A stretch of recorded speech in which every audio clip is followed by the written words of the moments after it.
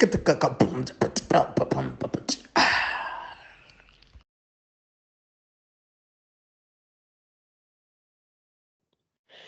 everybody, what's up? Guess what? We are back. This is African Frame Podcast. I'm not alone.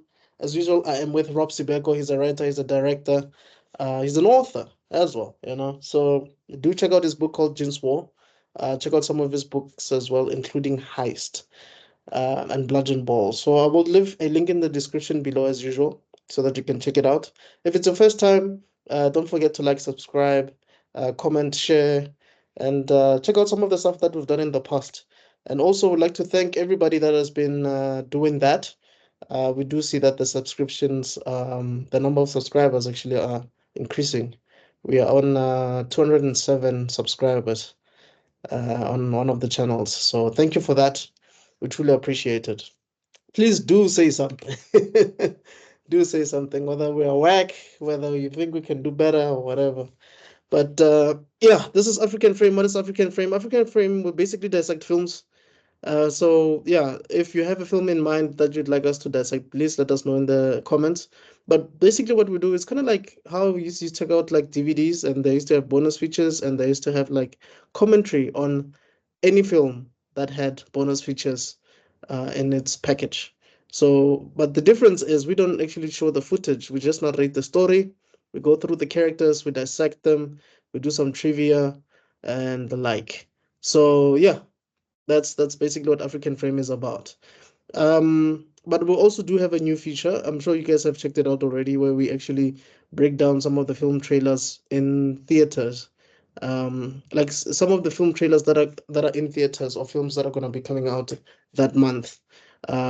We've done 2 of those, so you can check that out. So yeah, anyway, this week we're gonna be doing City of God. City of God, for me personally, it's one of my favorite films of all time. I believe this film came out in 2002, if I'm not mistaken. It's a Brazilian film, actually. The Portuguese version of that name is Cidade de Deus, I'm sure. Cidade de Deus, maybe. And as I said, it's a Brazilian epic crime film directed by Fernando Meirelles and Katia Lund, right? So it's actually based on a novel, 99 novel of the same name, written by Paulo Lins. Um, and it was written by a guy called Braulio Mantovani. He's the one that made that wrote the screenplay. So yeah, it depicts the growth of organized crime in Cidade de Deus, yeah, the suburb of Rio de Janeiro, between the end of 1960s and the beginning of the 1980s. And with the film's closure depicting the war between the drug dealer Lil Z, I call him Lil Z. I've been calling him Lil Z for a while, but it's probably Lil Z. I don't know, but I call him Lil Z. And vigilante turned criminal Knockout Ned. And the tagline is, "If you run, the best catches you. If you stay, the beast eats you." It's also a quote that a character in the movie, one of the characters in the movie says. But yeah, basically the film stars Alice Braga. I believe this was the second film that she ever made. What a beautiful woman. Some of you guys probably know her from maybe the Suicide Squad that came out recently, right?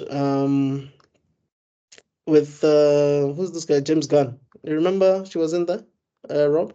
Yeah, of course. Yeah. And She's been a lot of things. A great. yeah, I'll just show you this she's film. in Dark Matter, right? I don't know much about Dark Matter. I know she's in New Mutants Elysium. That's the one I know. Elysium Yeah, one. That's a she big was one. in I Am Legend.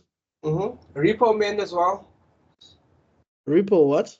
Repo Men with Jude Law and Forrest Whitaker. Fantastic movie. Okay. Um, She was also in Predators, yes. Main. and she was in Queen of the South. Mm-hmm. Yeah. She was also in Soul, the animated film with Jamie Foxx.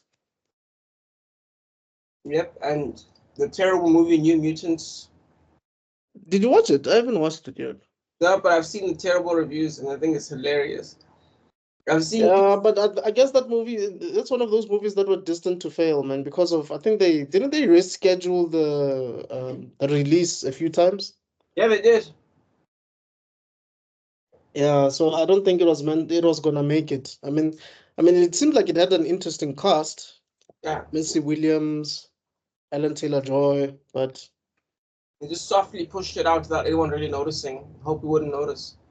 yeah, that is true. I haven't watched it, and maybe I might watch it someday. So no, Someday. someday, someday, someday. Anyway, yeah. So that is Alice Braga, fantastic woman. Great, great, actually, great, really, really, truly great. And then it has Alexandra Rodriguez as Rocket. Funny enough, I remember one of my friends pointed this out. There's a music video by John Legend. I think it's called Save Room. Save Room from my love. It shows Mhm. Alexander Rodriguez and Alice Braga as a couple. So clearly he watched that movie. But this music video probably came out like geez. Um, I could be wrong about this. Okay, let's pause for a second. Clearly, I was wrong. The song is actually called PDA, or We Just Don't Care. PDA, which stands for Public Display of Affection. And this came out in 2007. So in the music video, it's actually not Alice Braga. It's just a woman. I don't know her. Perhaps maybe she's an actress. I have no idea. But you do see the actor who plays uh, Rocket in it. Actually, it's really really a good um, music video. But yeah, you actually also see the connection to City of God, because at the end of this music video, you actually see Rocket taking photos of John Legend and his partner in the video. Uh, Someone made a comment on YouTube and said that and said that this is this music video just shows you the life of Rocket after being in the City of God once he moved and all of that. So yeah, it's actually quite a good music video. I just needed to correct myself because yeah, it was not gonna be accurate. But anyway, you guys can check out the music video. The link is in the description below. Sure. But I remember correctly, I think it came out maybe in 2005, 6, somewhere there. So it was long after that movie came out. You know what I mean? Yes. But So stuck with people, of course. yeah, no, definitely, definitely. For me, it feels like a Brazilian version of of Izo Izo in a way. This movie, especially Little Zebra. Just it is way more. I would say actually it's a Brazilian version of not Scarface, the Scorsese one, Goodfellas. The experiment Oh, making. okay. See, this is the definition of new age filmmaking on a higher scale. It Yeah. is Goodfellas and Goodfellas. Someone once said that once, and I was like, yeah, I agree. Hmm. So a little shout out to the director, Fernando Marielis. Mhm. Yeah, this is it's not his only movie. He did another movie called The Constant Gardener, which was nominated for an Oscar. Really? Yeah. So and he did the Two Popes as well, which is crazy. Wait, this guy did the two pops? Yeah, the one with what are their names now? Anthony Hopkins and Jonathan Pryce. Yes, For yes, three yes. Oscars. Because I remember we did talk about the two pops before when we were doing Ronin. Yeah. So this man has not been relaxing. He's actually been putting out some actual genuine award-winning movies. Actually, wow, at least nominated movies. That is insane. I guess he's just one of those underrated film directors, eh? Yeah. There's names that everybody knows, and then when someone else wins, you never know who that is really. Right. Yeah, I know. That's true. That is very true. Hmm. Um, but yeah, I guess okay, just give me a second. So there's also, I think there's just two other people that I would like us to mention. Actually, four. There's also Leandro Firmino. That's Lil Dice. What a brilliant actor, man. What a brilliant actor. And then you have okay, Douglas Silva portrays the Lil Dice as a child. And then you have, I mean, Douglas Silva is even a meme nowadays. Like, like there's a meme of him shooting. Mm-hmm. I don't know if you know that meme. Mm-mm. Like he's what's this? Just give me a second. Maybe I can share my screen quickly. I'm sure you know this picture very well. Just hold on. Uh, can you see it? Yeah. This. Yeah, I know that picture is, of course, it's the Yeah. most picture in the world. Yeah, that's what I'm saying. Oh. Like it's an old, like this is like what in 2002, but this thing is trending now. Oh. What's the meme? I'm curious. No, well, it's not a meme, it's a GIF. Sorry, my bad. Oh, okay. That's what I meant. It's a Oh, GIF. okay. Oh. Yeah. But going back to the cast, I just wanted to mention there's Felipe Hagensen, right? That's Benny. You know Benny, the curly guy Yeah. with the glasses. And then his twin brother, Jonathan Hagensen as Shaggy, who plays his older brother in the movie. So I like that because I remember when I saw it the second time, I was like, wait, is this the same guy playing two different characters? Then I realized, no, it's actually twins. That's Like, crazy. huh? That's crazy. I didn't know that. Yeah, no, it was well done. It was really, and I think I like the fact that they made them brothers because there was no way they were gonna get away with with making them two different characters. And then you have Seu George. I believe Seu George apparently is a singer, man. This is the guy who plays Knockout Ned. Mm-hmm. So he's not just an actor, but he's actually a Brazilian musical artist, songwriter, and actor. And So I see he's got a good credit here. He was in the movie The Life Aquatic with Steve Zissou, which is one of my favorite directors. What's his name? I always get the three names mixed up. Okay, it's Wes Anderson. The one with Bill Murray, it's like a comedy. It's fantastic. So oh yeah. The guy who directed the Grand Budapest Hotel. What's his name again? Wes Anderson. Yes. yes, he Oh, did. he was in there. Yeah, he directed The Life Aquatic, and yeah, Zissou is in there. No, I'm just surprised that he's always in there. I had no idea. Yep. So he's done at least one Western movie again, even if he hasn't much out.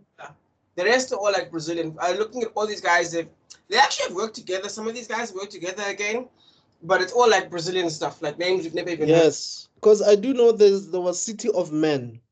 So I don't know if City of Men was directed by the same guy and if it has the same cast or not. But I do know that a lot of them there was City of Men. It's just that it was not as prevalent, I guess. Yeah, it's not the same. It's not the same director, that's for sure. Yeah. I don't think it's a sequel. I think it's just a coincidence. At least I don't think so. Yeah. Yeah. Okay, but anyway. Yeah. I think that's that. I think the only thing that maybe I forgot to mention is that this thing had a budget of $3.3 million, and then it made $30.6 million at the box office. I'm actually surprised that it had 3.3 million. Yeah. I mean, there is a rumor that these people got paid peanuts for their roles. Because I mean, think about the choreography of these movies. There have to be 100 people for one of the scenes. I call it the Lokshin scene because it reminded me of Guguletu. Yeah. It reminded me of. You mean like the first act? Or yeah, the first act. Yeah, that first section. I was like, this is Guguletu right now. You know what I mean? Right. When I grew up, so I completely understand this image. But the point is, that whole thing was done in like one shot, no cuts. Everyone's moving in an organized direction. This movie made today would be like 100 million, easy, maybe 50 million. Yeah, and it was actually filmed on 16mm film stock. So it's crazy, man. And by the way, I did. There's a documentary that shows what happened to these actors like 10 years after. I didn't finish it. I was still watching it. But, I mean, they went to Cannes, man. To Cannes, 2002 Cannes Film Festival. Oh, Yeah. they deserve to. This movie is a masterpiece. 100%, bro. 100%. And it won some, a couple of awards, eh? It should have. I'm surprised. I wonder if they took it to the film festival. What you call it, the film festival? Because I'm sure if they brought this to the Cannes. You said, is that what you're saying, the Cannes? Yes. And it didn't win the Ballot Noir, whatever the thing is called, the Ballot d'Or, or whatever. So it won the AFI Fest, right? Audience Award. Then it won the British Academy Film Award. Uh-huh. It also won British Independent Film Award. Then it won the Chicago Film Critics Association Awards, Golden Trailer Awards. Then there's this one, Grande Premio do Cinema Brasileiro. Brasileiro, yeah. I guess it's a Brazilian thing. It also won Las Vegas Film Critics Society Award, Motion Picture Sounds Editors, New York Film Critics Circle Award, Prism Award, Satellite Award, Southern Film Critics Association Award, Toronto Film Critics Association Award, and Toronto International Film Festival. He got nominated for 4 Oscars. What the? Oh, that's unfair. Oh, that's unfair. What did they lose to? They lost to something. The Lord of the Rings, Return of the King. Yeah, okay, but okay, yeah. Chap. Well, that's understandable. I mean, we have to be honest. That is understandable. If Lord of the Rings didn't come out that year, I think they would have gotten a few awards. It's stuff that's beautiful. It's Sea Biscuit, Master and Commander. This is best director, by the way. Mystic River was good. It wasn't that good. Don't be wrong. I like Clint Eastwood's movies. I think first place will obviously be Lord of the Rings. Then second place would be like City of God, and then like the rest would like then Mystic River, then Master and Commander. You know what I mean? Master and Commander. Who's in Master and Commander again? Russell Crowe. Is it the one where he's a captain of a ship or something? Yes, the more realistic Pirates of the Caribbean. Right. Yes. Didn't he have like blonde hair or something in that movie? Anyway. Yeah. So yeah, guys, that's as much as we can say about this. The trivia and stuff of this film. If you guys have any other information, please let us know. And do correct me if I'm wrong about that John Legend thing. But I do remember there is a video of Alice Braga and Alexander as a couple. Kind of like the beach scene. Yeah. But think of it as more like an extended version of that, where they keep walking about, and I think there's even a camera reference where I think he was holding a camera. I could be wrong, but yeah. Yeah, man. Okay. But anyway, that's about it. I think we can get into it. Sure. Let's kick off. Hey, look, we actually finished under 30 minutes for once. The opening. It's because we don't know much about this cast. If we did, I promise you, it's gonna be an hour long. Yeah. Cool. I guess. Just to make sure, are we doing the whole thing? Let's see how far we go. Okay. Yeah. Cool. The City of God review. We open on music, a celebration. We see a knife being grinded, and we see a chicken. Likely. Yeah. Sorry. Before we continue, what do you think? Do you think we should do the whole thing? I'm over half and half, man. Okay. But I don't know. Because this movie feels like 2 movies. Yeah, it is. The first half enough. And I do stop in the first half. So I know what point I'm gonna stop at anyway. Okay, cool. Yeah. Cool. So yeah, celebration. We see the chicken. We see which is likely the knife's target. We see mojitos being made. We see other chickens being chopped up, their intestines being ripped out. This movie couldn't be made today. All the time. Yeah. No, you're absolutely right. Then there's also like upbeat music in the back, right? In the background. The best life, yeah. And the context is, and I love it because when you're at the end of the movie, they're gonna show it again, and it's gonna mean something else. But anyway, Yep. All the time we're seeing reaction shots from the very same chicken, which is tied up and has the same chicken. And then that same chicken picks its bindings free. That self-aware chicken gets away, and a large number of kids go running after it. And I love this because it makes it feel like the chicken is actually like a character. Self-aware. Yeah. Yeah. They show Because I the remember even when they showed the chicken's reaction before it ran away. you see I had two questions in my head. One was, is this chicken still alive? And then two, like, how the hell did this chicken get the emotions so right? Because, dude, I'm telling you, like, that chicken is as if it's an actor, bro. Yeah, it was like a Wally. It was like Wally, dog. Like, it was on that level where, like, everything is giving a good performance in a lot of Star Wars characters. And I was like, but yeah, it was fantastic. It's such a small thing, but the fact that it works is incredible. That's what I felt this. I felt the same way, and I think we spoke about this briefly in John Wick with the dog. I was like, this dog is such a great actor. Like, yeah, like it shouldn't matter. It's just a dog, but nope. Yeah. Nah, they did a good job. Yeah. Anyway, while the group is chasing the chicken, the pacing drops dramatically. And we cut to two kids coming down the stairs and talking. This is Rocket and his friend. What is the friend's name again? Oh man, I forgot his friend's name. And funny enough, I was thinking about his friend all along, and I'm like, this friend is only significant in this movie when he is with Rocket. Yeah. Which is so weird. Isn't it Shaggy? Wait. Something like Shaggy, yeah, where like every character has like their own life story. No, not Shaggy. Shaggy's the father. Shaggy, yeah, no, wait. It's oh man. I don't even think it's here on the IMDb. That's how like what is it? But anyway, yeah, that the friend is there with him. Stringy. You think? Okay, Stringy. All right. Yeah. Stringy. They're talking about getting a super good photo for Rocket to get a job, but it involves risking his life with some mother effing hood. It's a very short conversation, ends quickly. I mean, the pacing is still doing so well. You don't want to keep it slow for that. I get they're setting up context, and it does mean something different later when we see it again. Right. But they're in out. We pick right back up with the people chasing the chicken before the one who called the chase, aka Lil Zay, pulls out a gun, and the kids start pulling out guns too. And they just start shooting and chasing this exact same chicken. It's such an escalation. It's like, just everyone. Anyway, the chicken gets on the road and survives being run over. Dude, how did they do this? Yeah, how did they do that?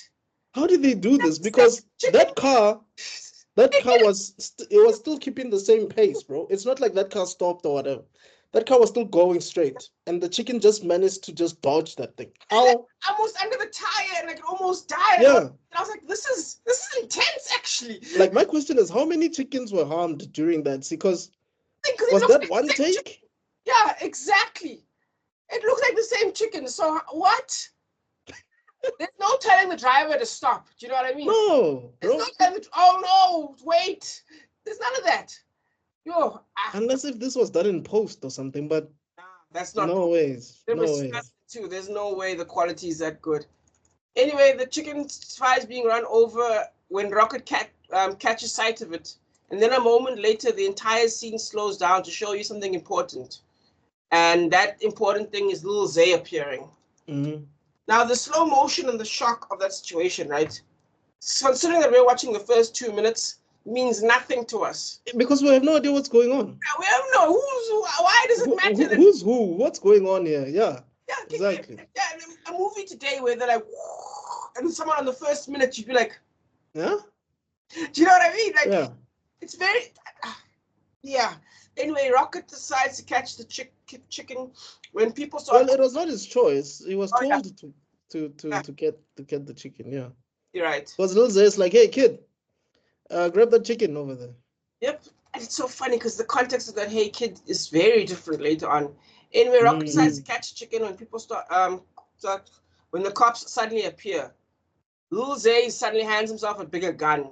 Like, he just goes from a pistol to an AK-47. Dude. Meanwhile, blind Rocket Unseeing tries to get the chicken when he realizes that he's in the middle of a standoff between police and Lil Zay's gang. Mm-hmm. Just as things look like they're gonna pop off, the world spins back in time to the 1960s. I like that. I like how that same position that he was in when he's about to grab the chicken. The camera, basically pans around him and whatever, and then it just circles back in time to him being a goalkeeper, Yeah. and he's about to hold the ball. That was so brilliant. And funny enough, that documentary I'm telling you about, the 10 years later thing, they do the same thing with him. Doing like that same pose, but this time he's actually a goalkeeper for real because they were playing like street soccer with Lil Zay, the actor Lil Zay, like being a coach or something. So it was quite cool, man. Not bad. Okay, nice. Yeah. Yes. This is our electric introduction to City of God. It's amazing as it has a lot of fun elements, comedy with a sentient chicken, Mhm. danger with the guns, and drama with the ending. The shots are fast, the pacing is quick as it covers a lot of ground and shocks you as a viewer with a hook as we see the true lawlessness of this world. Mm. And Uh, funny enough, hmm? that scene, this opening scene, that it's a bit bluish. The footage is a bit bluish, dark. But when it goes back in time, it's a bit zone 14ish. It's orange. Yeah, something very cold to very warm. I agree. Bomb production, SABC1 type of Very footage. golden, yeah. It almost Yeah. feels like a nice memory. Like, of course, it's very dark in the end, but it feels Mhm. like maybe like it's being painted as a beautiful Like haze. those were the days type of vibe. Exactly. Yeah. Anyway, yeah, 4 minutes. We're only 4 minutes in. All of this Right. was 4 minutes. We set in the past with young Rocket introducing himself. Rocket is a narrator. He's been talking. Oh, he starts talking over everything. Mm-hmm. Rocket wants to tell the story of the City of God and starts with an older kid named Shaggy who shows off his soccer skills. Yeah. We get a chapter heading as Shaggy kicks the ball into the air and shoots it out the sky like an old western. Mm-hmm. They say the story of the Tender Trio. Yes. But Despite it's crazy. I like how he says there's no way you can talk about the city of God without starting with Shaggy. You have to start with Shaggy. It's the yeah, only way. and it's so funny because like 1960s, like is this like Scooby Doo Shaggy? Yeah. I was asking myself that question actually, because some of these names are like, wait, Because it's too old to be the rapper, so it has to be Scooby Doo Shaggy. yeah, it has to be Scooby Doo Shaggy dog. Like, stuff like that is interesting. Anyway, despite the fact that their ball has two massive holes in it, the kids cheer like they saw something amazing as Dude. greets his homies Clipper and Goose. Yeah, Uh, because I think someone in the comments said Goose from like Top Gun and Shaggy from Scooby Doo. yeah, that's basically it. Yeah, I Yeah. guess TV was big in those days too. And Goose is Rocket's big brother. Yeah. The young kids are cheering. The most cheering is Lil Dice and Benny. Benny Yeah. being Shaggy's brother. Yes. The truck goes through their community when it's pulled over by Shaggy being robbed. The truck is filled with canisters of gas. Yeah. Before you They, go there, I just want to mention that. So, Rocket can't save the ball with his life. Like even if he tried, he's horrible in soccer. yeah, And the ball lands to Lil Dice and Benny, right? And Lil Dice asks Rocket, "Who are you? You can't even like catch a ball." And Benny's like, "No, this is Goose's little brother." This is the first time Lil Dice asks Rocket who he is. mm, Like uh, I just wanted to do that. I just wanted to start it there. When they were kids, he asked him who he is, it's and like, we get the impression that they're the same age. yeah. Yeah, Oh, you're right. It happens like 3 or 4 times actually. yeah, It's a very good point. yeah, Um, yeah, everyone takes from the truck, and even members of the community start taking canisters. They mhm. hear sirens, and soon the cops appear. The kids take off and get changed, and then the gang gets changed while they're running before they start playing soccer again. The cops always one step behind. Yeah. Because they changed their clothes and well, their tops at least. Yeah. And also, I just want to say, man, the environment. You can still see that this place is underdeveloped. You Mm. know, it's still. So I really wonder how they did that because everything looks a bit oldish. The car itself, the police car looks old. Mm. It looks 60-ish, you know what I mean? Like they took the details in this film is quite See truly, why truly they great. didn't build this development themselves quickly, or if there actually is a location like this. I think this location like this because I know um a series called When We Were Black. Mm-hmm. I think there was a neighborhood that looked a bit oldish, but what the director did also is he made sure to pour sand on the streets Mm. to make it look like there's no tar there, type Mm. of thing. So I don't know if they did something like that because I mean it only had a budget of 3.3 million dollars. So This, like you're right, maybe there's just a township like shooting in Alex and saying 1946. Like yeah, it will make sense, yeah. it makes sense. But I'm just thinking to myself because, like, remember, I don't know if you know "Lady in the Water" by M. Night Shyamalan, No, story starring Paul Giamatti. Never heard of "Lady in the Water"? never heard of it. But it's shot in an apartment complex. Mm. I think it only cost like 40 million to make. Let me just confirm that. Well, that would make sense. If you shot in an apartment complex, that's just one location, right? Here's the thing. But 40 million? Complex. Okay, no, it's higher. It was about 70. It didn't exist before. And I don't mean like a little bit like this. I mean A whole complex, yeah. yeah, 10 floors, built from scratch for the movie. Like, You know, my question is, what do they do with things like that? What do they do? What happens when they wrap up filming? Like when it's all said and they done? just start living there. I don't know, man. Because it's kind of like, with Christopher Nolan, Mhm. right? He actually grew crops for Interstellar. Like he bought land and grew crops there just for a scene in the movie. And they just let it go, yeah.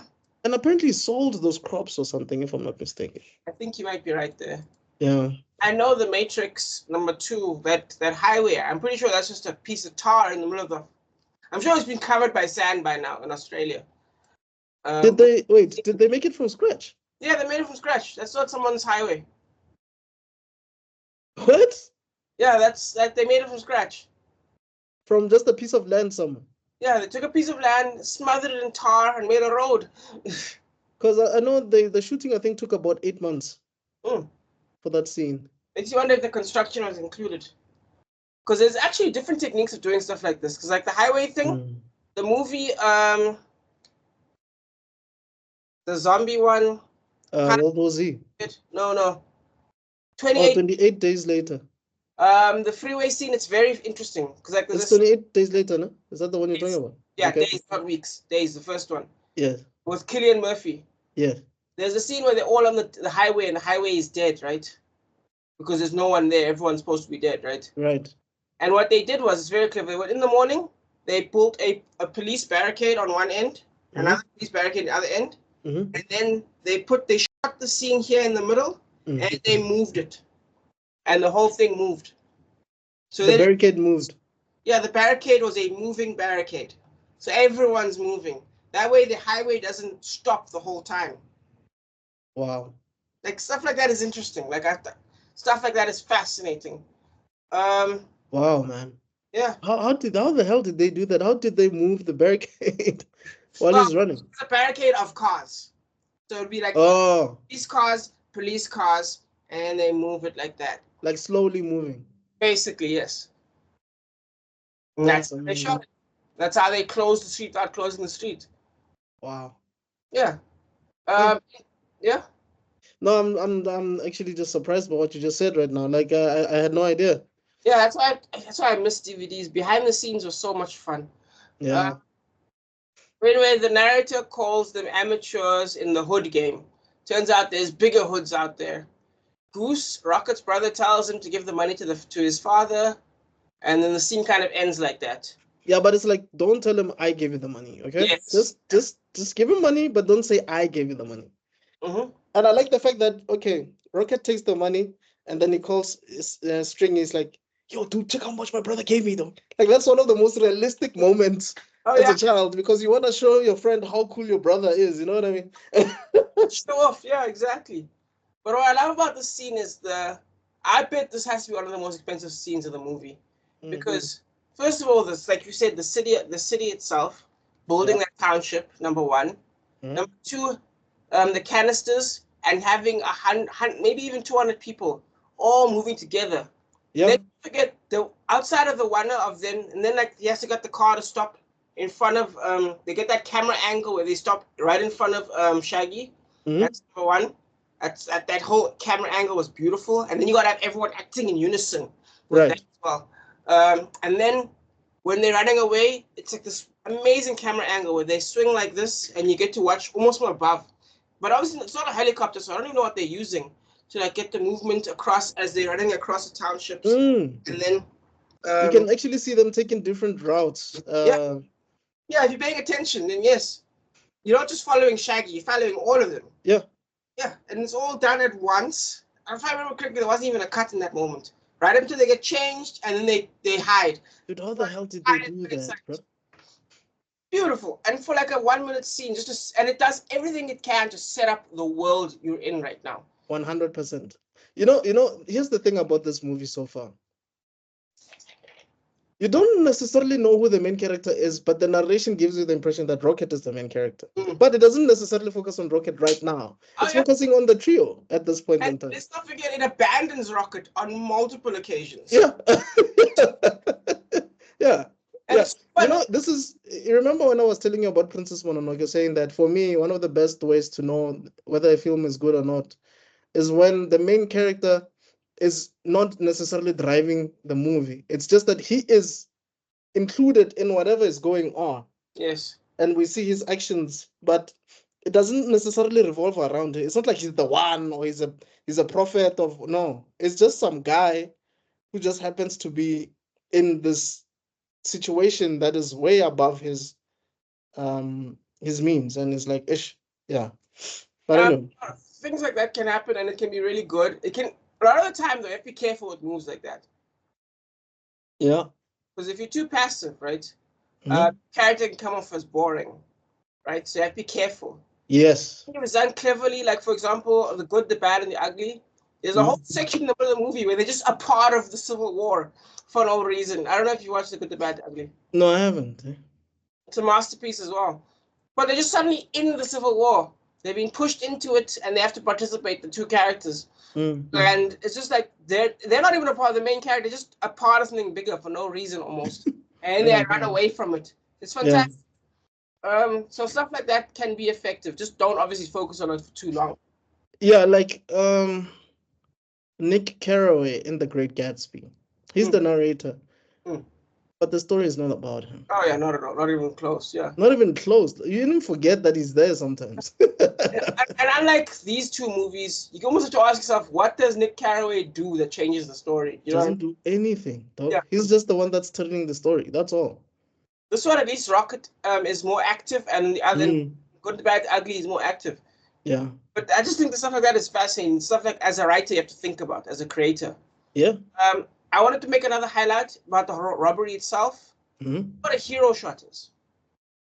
I think I might have an idea, but please explain it to me. Like base shot with the camera swinging around the guy, and he like, you know what I mean, and he like stands up tall, and you're like, oh yeah, kind of like how Martin and Will rose up like in the first Black and White film. Exactly. That's like people call that a hero shot. Michael Bay is the king of hero shots. Okay. But another example would be like any movie with The Rock normally, like where like the camera zooms in on him and he looks all cool. Or Diesel does something cool. Raises his one brow. Yeah. Well, the camera has to like slow down on him, and it's like a rising shot almost. Yes. So but the point is, the shot is supposed to make you look cool. Okay. And I think Shaggy gets a lot of, and in this moment, Shaggy gets at that part where the camera slows down him with the gun like this. That's a hero shot. Yeah, and I guess you could say at this point in the film, he is like the main character of this arc. Oh yes, he is. And he's like the de facto leader anyway of this trio. And later on I'll explain how it follows full-on film storytelling conventions to show that he's specifically the main character. But the point is, I'm trying to say is that this man is a hero. They should give him a hero shot because he is these children's hero. It's said in the dialogue, it's said in the storyline, and it's shown to you. Right. that this is the story's big man. Like he's the Robin Hood of the story. Yeah. Fantastic.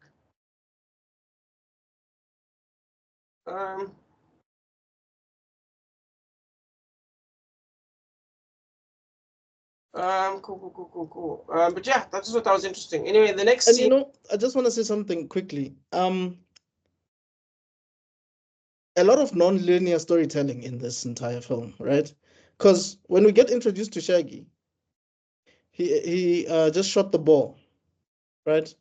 But then it sort of like reverses and shows you how he actually got to play with those kids. Because when he's introduced, he's already playing with the kids. Yeah. But then you actually understand how he actually got to play with the kids, if that makes sense. So it's like, oh my God, this narration is all over the place, but at the same time, it comes back full circle. You know what I mean? And it's so stylish and so unconventional. It's all about being original, I guess. Anyway, discover that the City of God is more like a project, more akin to South African development housing than anything American. These are like RDP houses in a way. In the RDP houses, or just what the apartheid government was doing back in the day when they were developing places like Soweto or what have you, where all the houses looked similar, yeah, that's how it felt like to me when I watched it. See, in America, they would build upwards into infinity, right? Which is its own story, because in the projects of America, upwards building like that tended to produce negative results. Yes. To the point where they started, like if you ever watched The Wire or stuff like that. Yeah. To the point where they destroy those buildings because they were a nightmare, because they were designed to be efficient, but the ugliness of them actually produced an ugly result. They could go into detail about that. I think the Wire is a pretty great example of that. Yeah. But yeah, anyway, these ones build across. They actually give more of a Cape Town, Guguletu, or Potchefstroom RDP housing vibe. People flooding in because of external factors such as flooding and arson, which is an extreme danger when many informal settlements are closely packed. After showing the formation of City God, we get two kids playing in the river, talking about what they want to be when they grow up. This is, of course, Sticky and Rocket. I could call this the arguing of themes. I also guess one could call this the I Want song section. You know what? I've explained to you what the I Want song is. I don't remember, no. Basically, in a Disney story, every Disney story, one of the I think I see where you're going, yeah? I can think of Hercules actually right now. Of this is what I want, and the story is about how they get there, basically. So this is almost, you can almost say this is what this is. It's the I Want of Rocket. You know what I mean? Yeah. Before the story kicks off. The part of the story we see the main character's goals, which in themselves could actually be called themes, not goals, because one could argue that the real main character is not Rocket, but the city itself. Yes. The city is the main character. Kind of like Gotham. You know Gotham, the TV series? The main character was Gotham. It was not Jim Gordon. Exactly. Yeah. We don't really know what Rocket wants. We just know that he doesn't want to be a fishmonger like his father, and he doesn't want to risk his life as a hood or a policeman. Because he's afraid of getting shot or something. He, unlike everyone else, like let's say for example Zay, who wants to be successful, who wants to be big, Rocket just wants to live. Yeah. A part of me loves how small Rocket is. Like you mentioning him that he sucks at goalkeeping. Rocket kind of sucks at a lot of things if you think. Bro, Rocket is basically the Charlie Brown of this movie, though. If anybody knows Charlie Brown, they'll understand exactly what I'm saying. Like Charlie Brown was a failure at everything, whether it's kicking a ball, spelling bee concert, spelling bee test or whatever they call it. I forgot, competition. Yeah. The few good things that Charlie Brown was good at is having a best friend called Linus and having a dog called Snoopy. That's it. Like, about him per se, yeah, I think that's 100% true. Yeah. Anyway. Yeah. In a 9 so minutes. What did Rocket say he wanted to be when he grew up at this point? Because this was before. What? He just kind of wanted to be alive. He didn't want to die. That was kind of it. That's it. Yeah. That's crazy. Proper survival was basically his goal. Anyway, you open at a gun being opened at a man's head. That man smoking tells put the gun away before he starts away. It's the tender trio of little dice. We kind of get little dice's I want here too, as he declares himself a gangster. The gang laugh at how ambitious he is. Yeah. But little dice isn't smiling. He has a lot of ideas, and Shaggy defends him and says he wants to hear little dice's idea. But you know, I like the foreshadowing there, because he did he point the gun at Goose, or was he pointing a gun at? Yeah, it's the beef between Goose and Thingamajiggy starts here. And Lil Dice. Yeah. And Goose is like, dude, what the hell? You could have shot me. Are you crazy? Yeah. So Yeah. I like that foreshadowing. And Shaggy's like, yo, dude, just let him be. And you know what? Funny enough, the fact that Lil Dice is listening to Shaggy, who's the older brother of Benny, who Lil Dice still listens to, tells you a lot about that family and how much love that Lil Dice actually has for that family. It's kind of like Harry Potter and what's this? The Weasleys. Yeah. Like, you cannot separate Harry from the Weasleys. You know what I mean? So Lil Dice as well is like, if Shaggy is speaking, he will listen. And if Benny is speaking, he will listen. 100%. That's it. Yeah. Lil Dice left as watch out. Shaggy has to try and talk him down because he doesn't like the idea of that. We also see some more of Goose and Lil Dice fighting again. Yes. We get a quick cut. Because Lil Dice basically wants Goose to be the lookout. Yeah.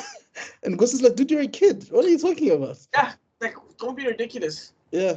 Anyway, we quickly cut to the motel staff being shut down as they break up, as the robbery starts, and Sex Fest after Sex Fest is shut down, and all their money is stolen. So basically, Lil Dice's plan is we go to a motel, and we basically rob people while they're having sex, because they're naked, they're vulnerable, there's nothing they can do at that point. At gunpoint, they can't defend themselves. This guy's probably going to try and protect his partner.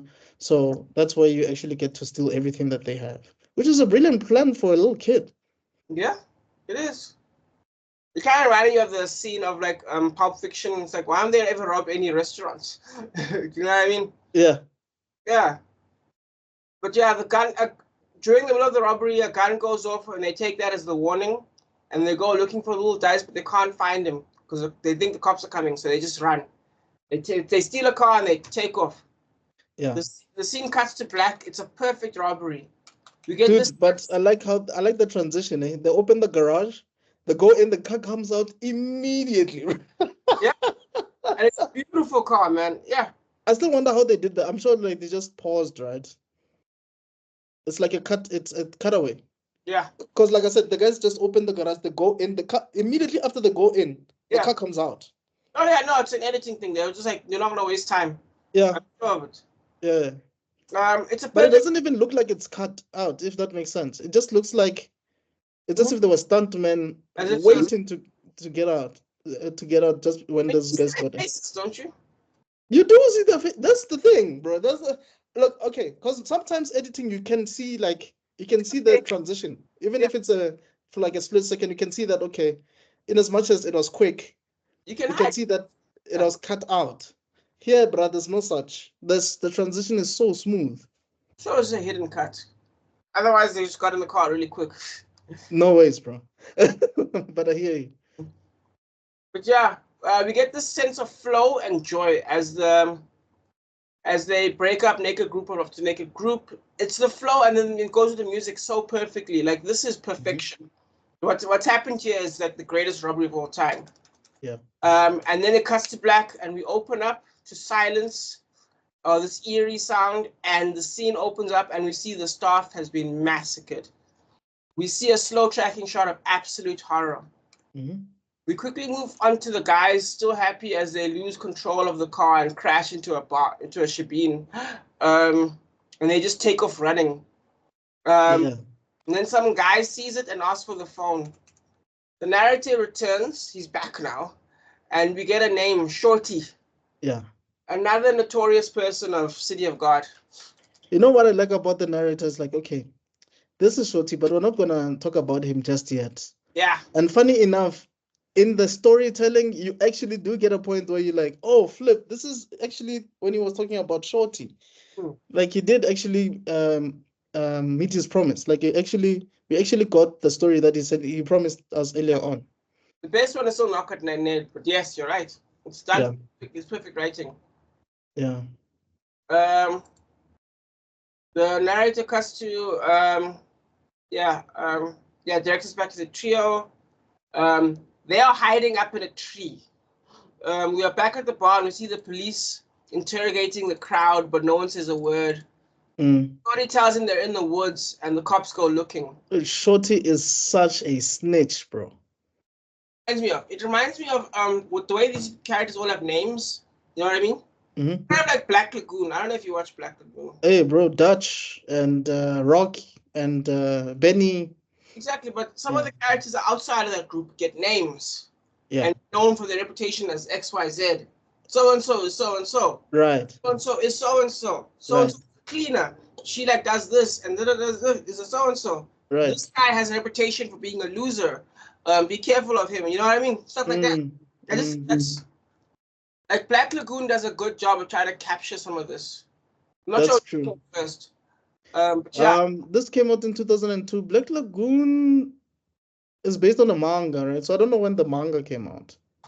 But I do know that the anime, I think it came out around 2005, 6. 2002. The first volume of Black Lagoon was released in 2002, as of December 19th. Oh, and the anime? All type stuff. 2006. Ah, okay. Very interesting. Yeah. Okay, I know guys see a lot when it comes to Black Lagoon, I know they mention South Africa at least twice. I don't know if you know that. In the manga or in the cartoon? The manga 100%, and I think the cartoon too. That is crazy. For example, the when the vampire sisters, the final vampire sister gets shot, and that guy, you know, when they shoot him in the head, shoots the kid in the head in season 2, and then it says, so and so South Africa, my son is in South Africa, and he needs the money, so I took the job. And then there's another scene where they're talking about like something else, and talking about Johannesburg. I was like, that is hilarious. I don't remember that. I need to check it out again. You need to comparing Johannesburg. I'm one of those guys. Whenever I hear the word South Africa, I get excited. Yeah, same here. Like the other guys, Will Ferrell. Yeah. When he's talking about the lions, it's like, you know, if I was a lion, then you'd be a tuna fish, and it's like, if you were a lion, then you wouldn't survive in the middle of the ocean. Like you wouldn't. Then now you got a taste for lion, and I'm assuming it goes to South Africa. So now we set up a base. Dude, and like, you know, when you don't have a comeback, Dog Mark Wahlberg did not have a comeback for that because he actually didn't think what he just said out. He didn't really think it through, dog. There was no comeback for that. That was perfection. Yeah. Anyway, we cut to that same tree as two cops are under them and talking. There's a tense moment of whether the cops will look up and see them. Yes. But the cops are talking of knowing a snitch. There's an element of race here. As the people in Natal almost entirely white, outside of the staff, were entirely white, and they were being robbed. Oh, yeah.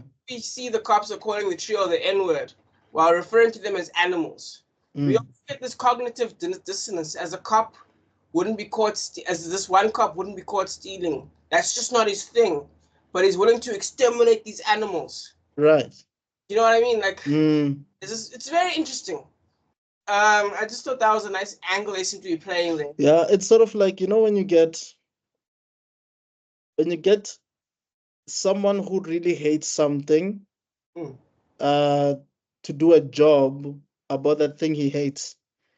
So it's as if he's using that as an excuse to get away with whatever he hates, if that makes sense. So if you have like racist cops back in the apartheid times, if that cop kills any black person, even if it was self-defense, okay, if I'm putting the self-defense thing, it'll make sense. It'll be rational. But like even if the person is trigger happy, the racist cop is trigger happy and kills the black person, it's purely out of the racism.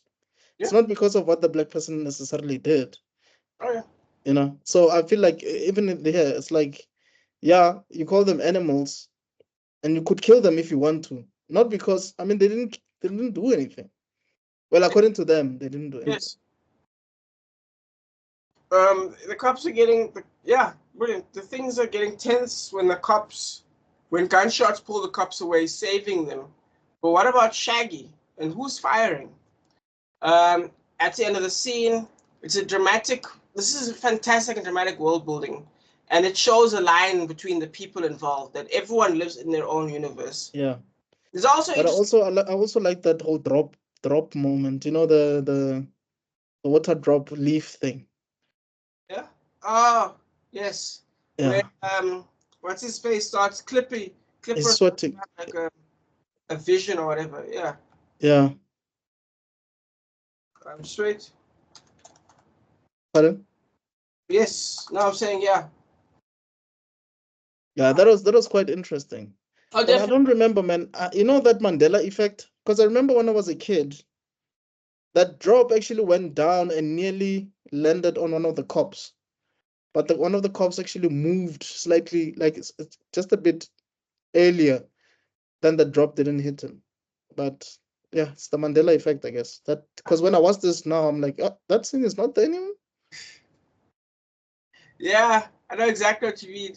I want Yeah, to like really show kind of like the line that I think is being shown in that. Can you see that picture that I put up? yeah.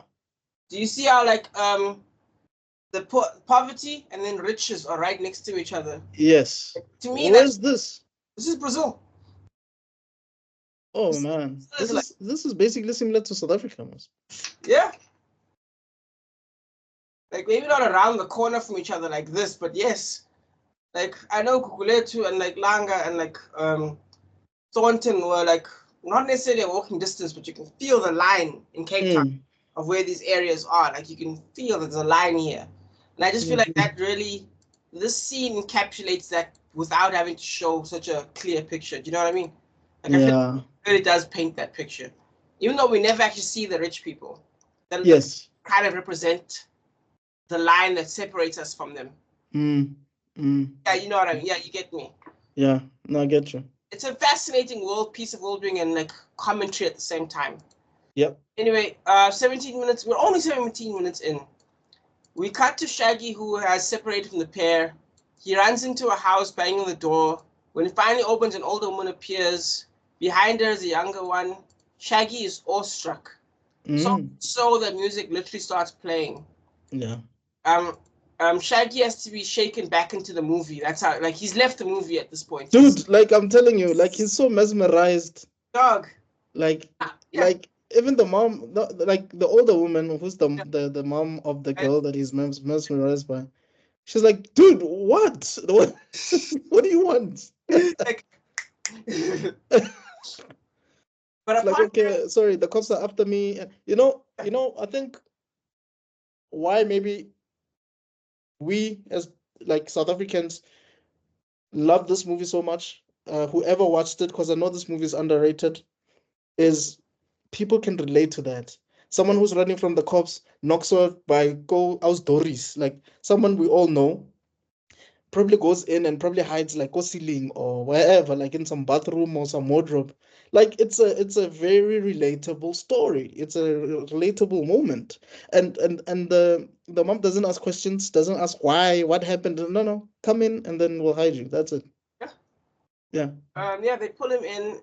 It's a very short witnessing moment. The cinematography and storytelling, the use of transition, tracking shots, everything coming together to make such such cool moments is almost broken by this. Like everything has been smooth. You know what I mean? Mm-hmm. Artistic. But Right. this moment is so blatant, and it's like this is what I'm telling you. Like Mm. I mean, like an actual what's Barry White song breaks out. That's how fucking stunning it is, right? Right. And I think it's great because it kind of reminds me of like old school storytelling, the French New Wave type style of like Scorsese, Mm-hmm. where these shots are so obvious, but that's fine because it works. Yeah. 100%. Yeah, we're back with the trees when Clipper says he had a vision and he doesn't want to do this anymore. But what did that vision say? I mean, he was just watching, seeing goldfish. I don't know, like, Right. What was that interpretation? Well, how does that have to do with religion, bro? Like, I have no idea how he saw Jesus in a fish, dog.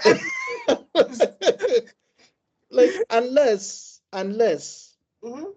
we are watching an edited version, maybe before Jesus, maybe there was something Yeah, there that, maybe. yeah, because I, you know how it is. These movies sometimes they are edited so that they don't offend people or whatever. yeah, So, maybe you're right. That's actually a good point. Some of the best mm. movies can be tortured like that. But anyway, Goose is surprised, but Clipper is done. He's not hearing anything. Dog, he's like, it's like, dog, what if you break your leg?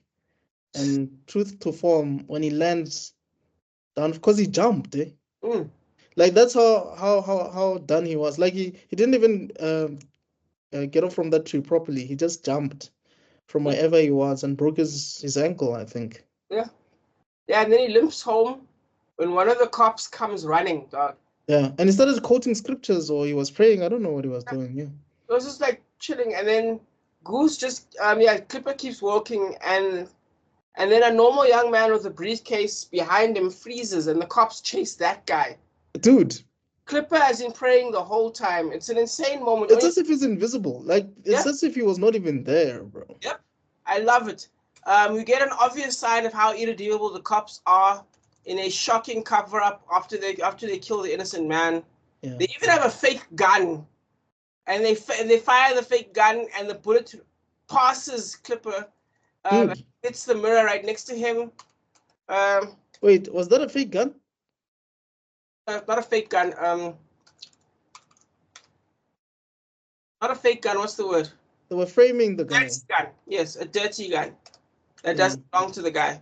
But yeah, the robbery, and then the robbery gets marked as one of the bloodiest in history.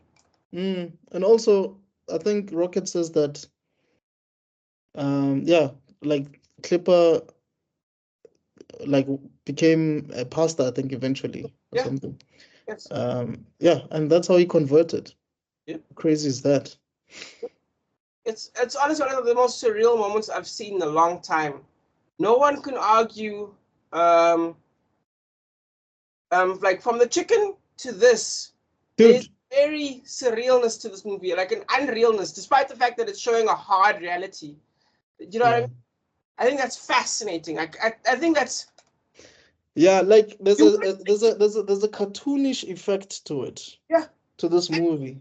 and it's so serious. This movie is so Yeah, serious. it's serious, but it has a lot of cartoonish moments, which is so weird. And it works. Dude, it works. I mean, the fact that you've seen the direction of the bullet and it's not hitting Clipper, yeah. that in itself could be a It's funny fine. scene. Yeah, But yeah, it's amazing. yeah. And then it all ends with Goose getting slapped by his father because he's Yeah. back home with his family and is told to join his father with work. Despite Goose being a good, he's actually very protective of Rocket and doesn't want the same life for him. This, despite him talking about there only being two ways out of the life. Mhm. In an earlier scene with Little Dice, Yes. we return to Shaggy. Like it's so funny it's like with his brother. He's like, no, there's you must study. And he was like, Little Dice. He's like, there's only two ways out of here, buddy. Do you know what I mean? Exactly. Yeah. But Yeah. it's because he knows the character of Little Dice. And I True. think also one thing I've noticed about brothers, they don't treat their own brothers the way they would treat someone else. So there's that as well. But I think what I wanted to say was the scene with the gun. I think it happens here, right? Where he puts the gun in the box. Yes, puts the gun in the box. Yes, this is that scene. Yes. Yeah. And he tells him never to touch that gun. That is very important, actually. Yeah, comes back later, yes. Yeah. Scene ends, we return to Shaggy, who's admiring the girl from before.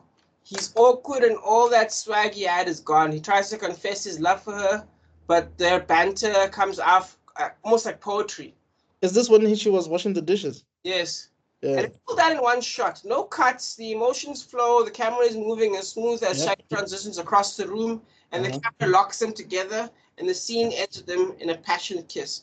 The camera work here is fascinating because I'm like, it feels free flowing, the shots. Like it's following him. Like he doesn't know what Shaggy's gonna do, but it still follows him such a way because it's always got him on this white side, her on that one, Yes. and Yes. together until eventually they sync and it moves them together. It's great use of camera direction in the single shot. Yeah. Makes you Anyway, 23 minutes in, we're not even halfway through the movie. The chaos appears to end, and the smooth music and smooth music plays as we get location shots again. You see the silent life ending in multiple police raids, painting an oppressive life before cutting to 3 months later. Shaggy's girl's upset about money. When Shaggy mentions the motel money, she mentions the death, and that people are still looking for him. Shaggy gets upset and declares his innocence on the murders, thinking that the police did it. And after we've seen the police, you can almost understand maybe the police did do it. You know what I mean? Yeah. I like the fact that when he says, and she says, what? Clippers becomes a pastor. He's like, hallelujah. And it's like, and then it's like, Goose. What did she say about Goose? Goose is now working for his dad.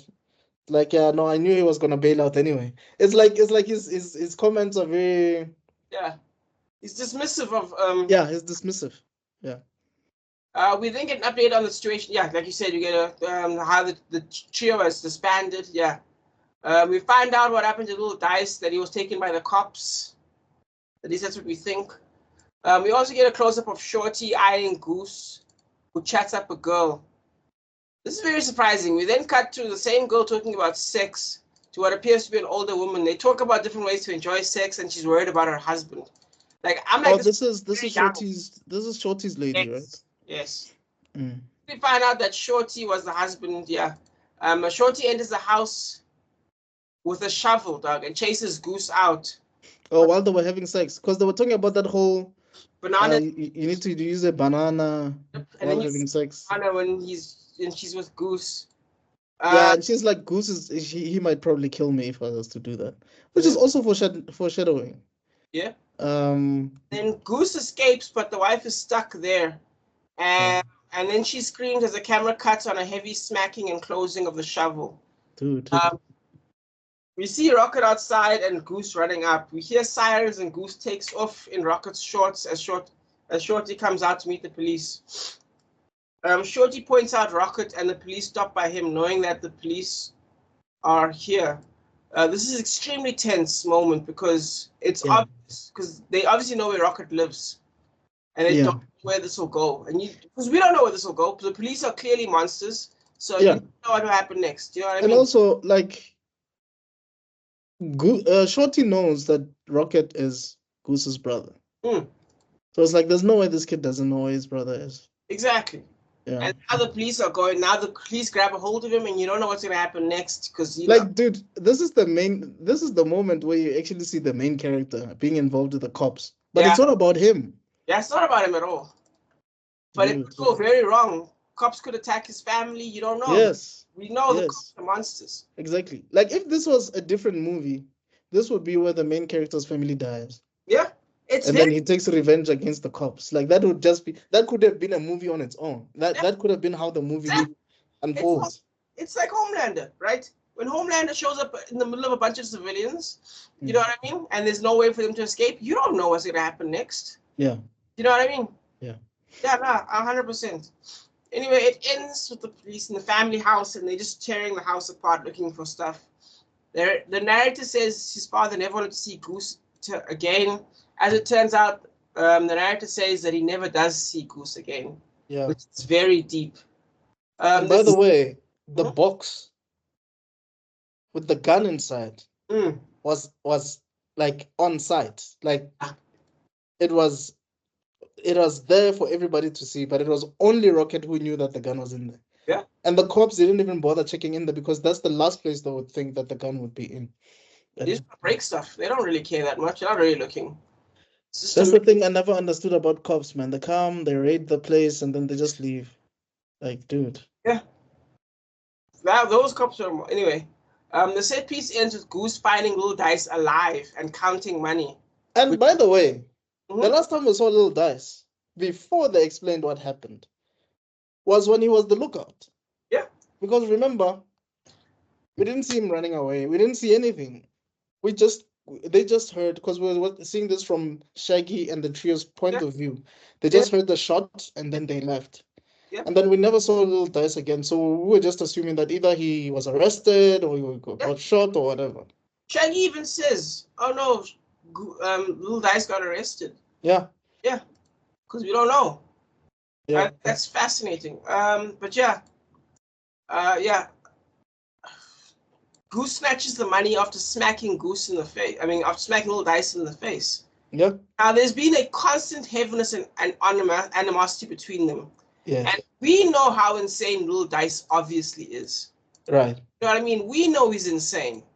It sets off an ominous tone. But at this time we really didn't know. Like, I don't think we actually knew. We had an idea, but we didn't know how crazy he actually was. If that makes sense. To be a part of crime, I had a feeling. But anyway, the music starts following suit, playing dark horror type music, a tune, as we see Shorty burying a body inside of his house. We end on an overhead view of the city of So God. she was still alive, bro. I thought she was dead. Oh no, burying. He's digging a hole. But Rocket says, okay, sorry, maybe we're not there yet. We'll get there. Please continue. He's dead.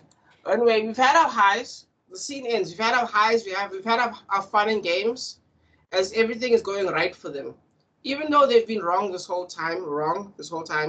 But with the promise of the end of the trio and the music, we know that it's ended. That was likely the midpoint higher rather than the quarter high point that is to appear in all 2-hour movies before things fall apart. Oh, okay. We've discussed this in The Mummy, where like in the quarter point of the movie, like they get like a little mini high and things fall apart. We open on daylight with Rocket inside. He steps out to see the house surrounded by people and cops pulling a body out of Shorty's house, likely Shorty's wife. The narrator says all the hoods take off, and we see Shaggy and his girl hijack a car. It goes wrong, and they end up with the car they're hijacking starts to break down. As Shorty's being arrested, he gets one last piece of snitching off, as he points out Shaggy, as Shaggy's pushing down this broken down car. Now there's a bizarre chase as Shaggy is pushing the car, and the cops are rushing their way over there and trying to surround him. The gunshots fly as Shaggy and his girlfriend shoots back. Well, his girlfriend shoots back because Shaggy is pushing the car. Yeah. To the gun. And funny enough, she actually killed someone. Yeah. Oh yeah, hits a cop. Yeah. She might have hit more than one cop actually. I think she hit 2, if I'm not mistaken. Yeah. And the car takes off. We see that Shaggy. Who knew she was a potential marksman, bro? Like, that was accurate, dog. Oh, definitely. And those cops are like machine gunners.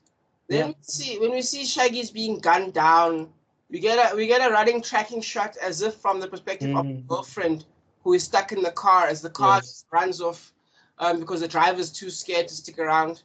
And it's crazy how she says stop and he doesn't, even though he's afraid of the cops that are outside, but there's a gun to his head inside the car. Cops are scarier. But that's the thing about fear. Fear makes you, like, dog, you don't even think anymore. Your body's just like, you know, whatever happens, happens. Exactly. And we see Shaggy getting hit as he runs away. It's beautiful. It kind of reminds me of Crocodile in a way from South Africa. You know, Shorty is also so cunning, man, because, yes, that older lady that was giving his wife advice about the banana, she's the one that obviously called the cops, right? And that's where Rocket says, someone called the cops and said that wife was buried alive, this and that and the third. So obviously it's inaccurate then, because the wife had already died. Yeah. Then, while he's getting arrested, he sees Shaggy. And it's like, oh, you guys are arresting me, but the real criminal is over there. Yeah. You know? So, yes, he did go to jail, but at the same time, he didn't want to go alone. He didn't want to be the one that goes alone in jail. Exactly. Yeah. But also, didn't you feel sad, man, when Shaggy died? Like, for me, I was like, oh, dude, you were almost gone. And like, your life could have started afresh somewhere. Hey dog, it's you live by the sword, you die by the sword. Yeah, like I said, but yeah. That's a deep line, man. And it's true. I haven't heard that line in a while, and it's so appropriate for this particular scene. Yeah. But yeah, Rocket is we see Shaggy, like the chasing, Shaggy is dead, and we kind of get a shot of a cameraman like taking photos, right? And then we get the narrator back as a camera as the guy's taking photos. And then Rocket is dragged off by, he loves to see the cameraman, but then he's Yeah, dragged. because it's like, wow, that's the first time I actually saw a camera or something like that. No, it was not the first time he saw a camera, but Was the he coolest was, I've ever seen or something like that. Yeah. yeah, it was the coolest thing he's ever seen. The fact that someone is actually capturing a dead body with a camera or something like that. But yeah, he's dragged off to school. Anyway, that kind of ends off the act. It's a tragic short story of filled with emotion, and you get the high, and it plays the whole rule of storytelling that we've done before. You get the highs, you get the lows, you get the tragic ending. It fits, and what's so nice is that it fits inside the main narrative. So it's like, here's the narrative, and here's this tasty chunk, fits perfectly, yes, and then flows brilliantly. Yeah. It's crazy writing, dog. Like it's insane. Yeah, and the whole time it's its own thing. Yeah. It's so brilliant. It's a very nice way of capping off an act. Dude, it's as if this is just a short film. Like this whole first scene alone could just have been a short film in itself. Yeah. Literally. Yeah. It would have been amazing. Yeah, it's like the story about three main characters. One became a pastor. Yeah. The other one died with his girlfriend, running away with his girlfriend. And the other one, well, we don't know yet what happened to him. He just disappeared. He just left. Oh, so far, that's what we think. We cut 33 minutes in. So yeah, first quarter of the film is done. 33 minutes in, we cut to an older Rocket. He's in a high school uniform with other kids talking about the beach. It's the 70s. Yeah. He finally has himself a cheap model of a camera. And then we meet Angelica. Alice Braga. Yeah. We find he has a huge crush on her and find out that she's a sergeant's daughter. White and that he's still a virgin. He wants to break his virginity with her. Meanwhile, Angelica has been getting laid, though. Like she's been, and you know what? Because I remember I watched it when I was in high school, and I could relate to this guy so much, though. You know when you want a specific girl, a hot girl, that dude, she's way out of your league. Like she's way out of your league, and you are some shy dude, and you're willing to do whatever. Like you're simping hard for this girl, but she has no cooking clue that you like her, bro. Like she has no idea. She just thinks you're just a friend. Yeah. Ah, bro, that was so relatable for me. I was like, flip, man. I could see myself in Rocket. Oh yeah. Yeah. And yeah, and you see his obsession as he takes many photos of her. Yeah. They're group photos. We also get a dialogue with the boyfriend, Rocket and Angelica. What's the guy's name again? Because he plays a vital role in the movie. I'll tell you now. It's not Gerson, or the redhead kid, right? I think it's Gerson. I'm not sure. No, man, it's Tiago, right? Yeah, Tiago. Okay. Gosh. 1 second. Tiago, yeah, the redhead kid. Yeah. Okay. Yeah. We get some dialogue, and then we can see that there's a friendship there. We also see in the dialogue that this is something that, for the first time, this is something that he actually wants. This is the first time you really see him wanting something. Yeah. He goes as far as to buy her drugs. Yeah. Please continue. Just give me a second, man. Just need to switch off the airport. But I'm listening. All right. Happily running to their classmate Blackie, who appears to be a drug dealer. We get a tense moment, and there's a nameless bang on the door, and Blackie has to get his gun out, but it only turns out to be a much older little Dice.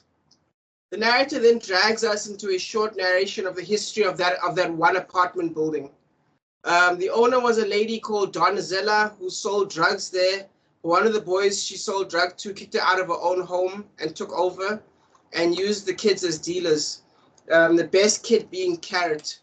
Until Carrot was left as manager, Carrot puts his trust in an adopted brother over drugs and ends up having to kill his own brother, only for it to fall apart when Big Boy didn't pay their cops their cut anyway, leaving Carrot in charge of the operation.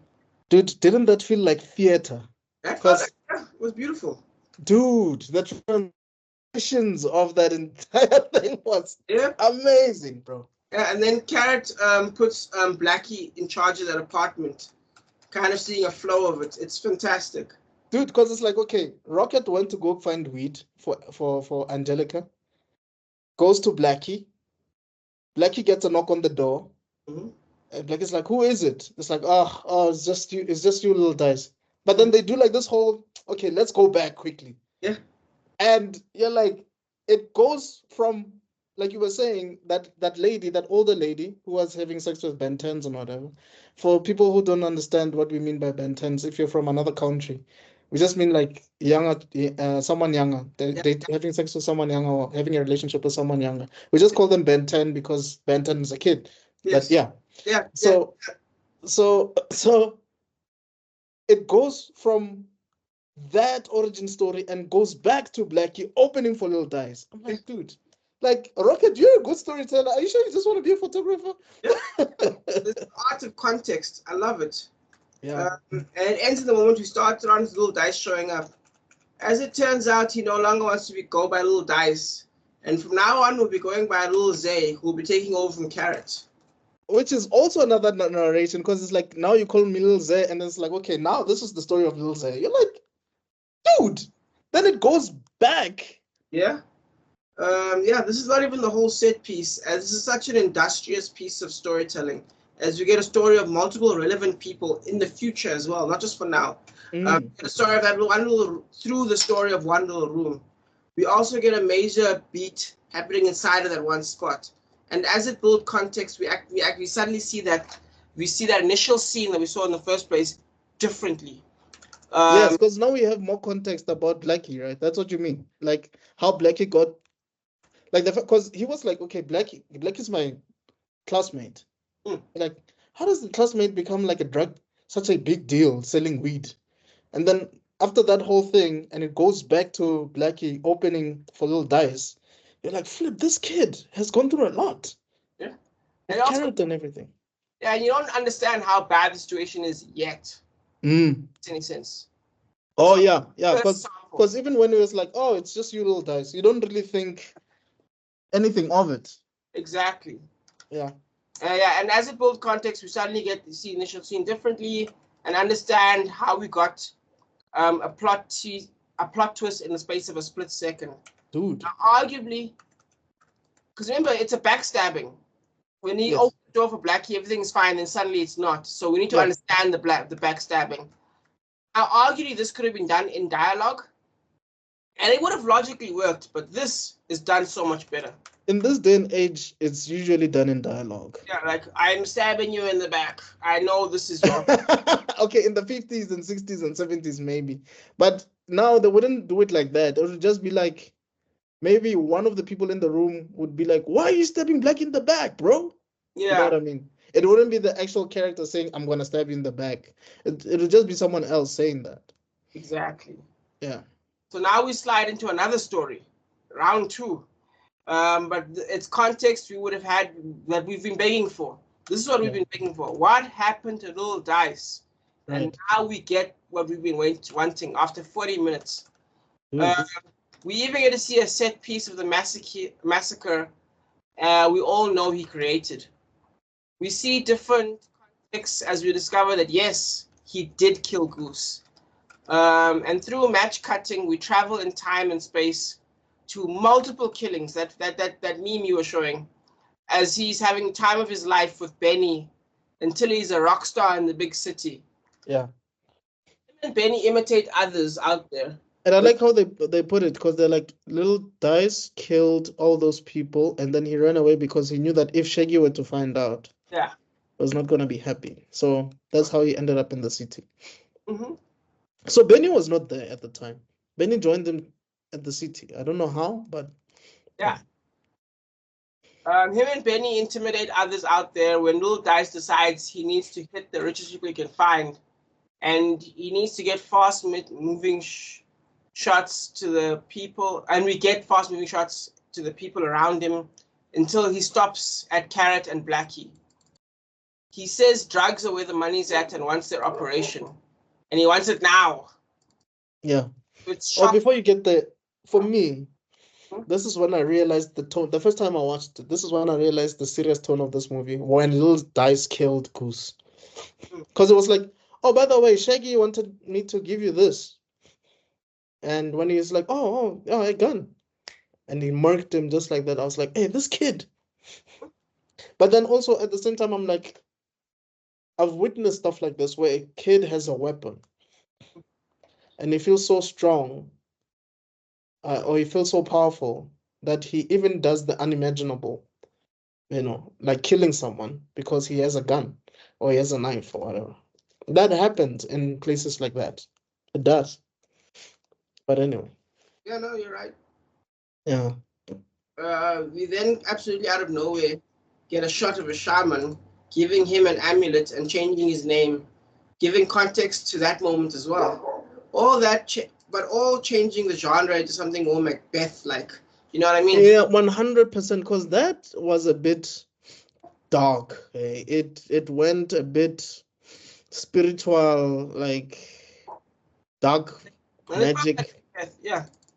Yeah. I don't know if you watch Macbeth or at least have seen the play. Well, I am familiar with Macbeth because with Macbeth, I mean, the three witches tell him that, he's going to be king one day, but they don't tell him how he's going to be king. Yeah. But so with here, it's like they tell him, wear this at all times, but when you fornicate, don't have it on. Yes. Which is very important, by the way. It's going to be very important in the story later on. But yeah. And what follows after that is a top-down view of multiple deaths as the entire drug world is blasted by Lil Zay, leaving Carrot and Blackie. All the while, we are getting map-like shots as we essentially, for a few seconds, almost get like a military series or a movie from the 90s, aka 24, and like those kinds of movies, pictures. Yeah.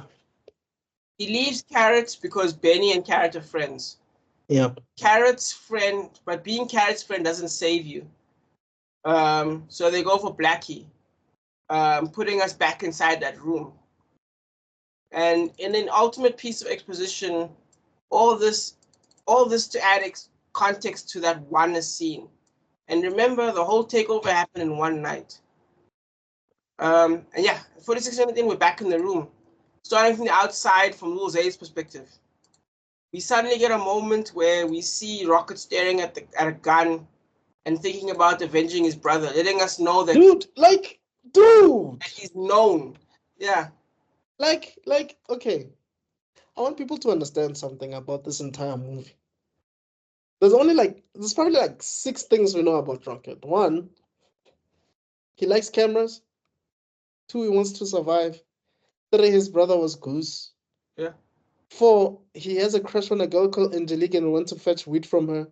And 5 is that he wanted to avenge his brother right there and there. There's not really much about this guy that we really know, like everybody else that we've been watching. Like, he just happened to be at the right place at the right time. And had he killed Lil Zay, that was going to be the end of that short story about whatever was about him getting weed. Like, that's it. Like, he killed the bad guy. That's he avenged his brother's death. Exactly. It's intense. And now we know that Lil Zay has just come off a killing spree, and we know things can go very wrong right now. So, like, don't make the move. You know what I mean? Like, don't do it. You know what I mean? That kind of. It's the wrong time to do anything right now. Anyway, they go over who Rocket is because Lil Zay has no idea, but laughs when he finds out that he's Goose's brother. Yeah, this is the second time when he asks him, "Who are you, kid?" Mm-hmm. And then was it Benny that said that? Oh, was it Blackie or Benny? I think it was Benny. Benny knows. Benny's like, no, this is Goose's little brother. Let him be. And then tells him that the world he's about to take over the world.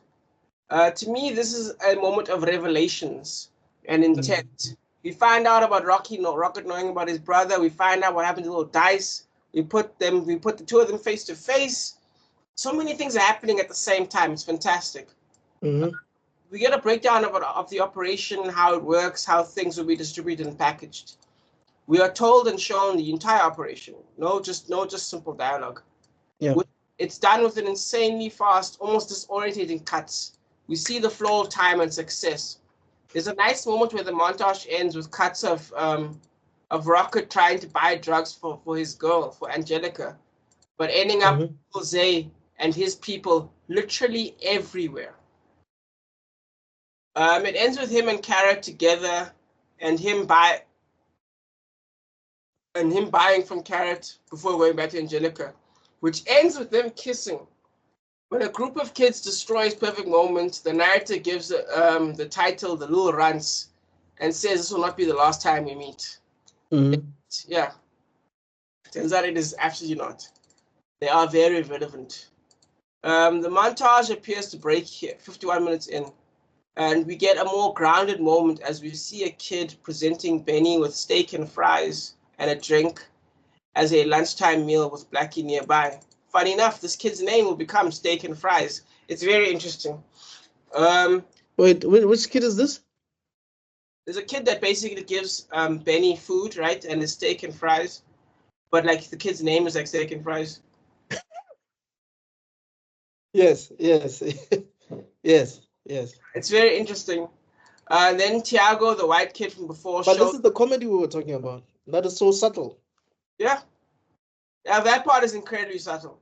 To me, I feel like the comedy kind of takes a turn, or rather, it gets pushed back dramatically. It's kind of like Mulan, where like the jokes end in the beginning, but with this one, there's still one more section for jokes. But generally, yeah, it like calms down a little bit. But just to get Yeah, after the disco moment, the film changes dramatically. yeah.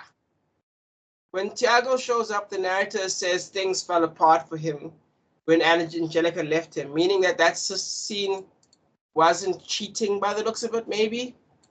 Things have been going down for Tiago. He sells his watch, and we can already feel that things have slowed down for a reason.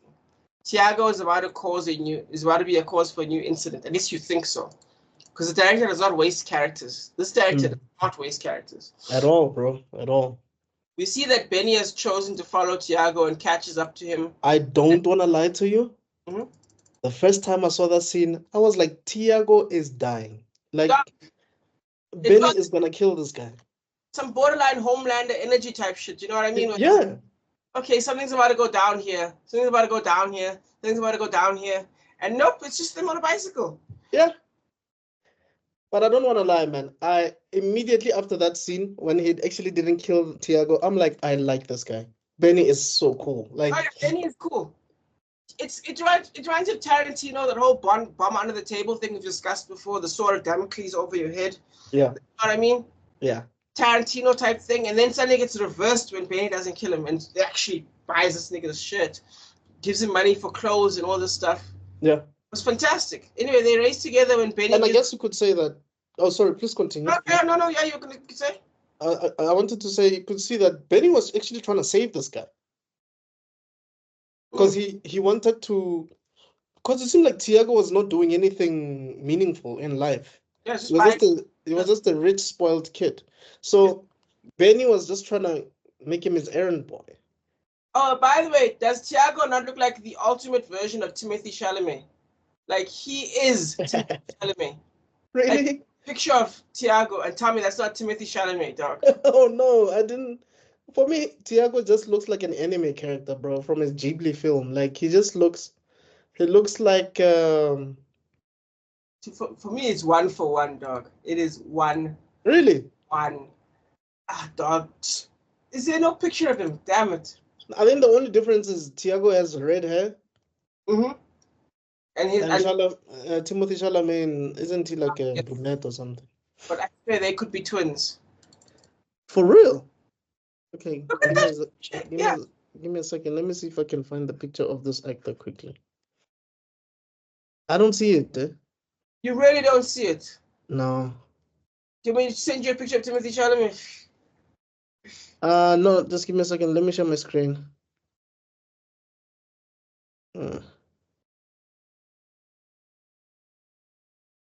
Where are you? Where's that picture? Just give me a sec, man. Jesus. Oh, okay. Here we go.